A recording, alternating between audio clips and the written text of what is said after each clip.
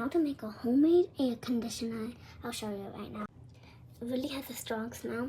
Depends how much stuff you put in it. And now I'm going to show you how to make it. First, get the stuff you want to put in it. Do not put food or something mushy if it like gets wet. Okay, God, it's my stuff. And if your stuff is thick, cut it up.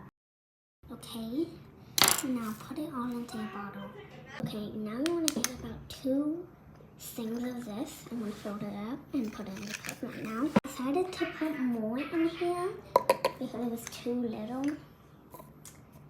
And now you want to put on the cap. I'm going to put it on right now. Seal it tight and I'll shake it off.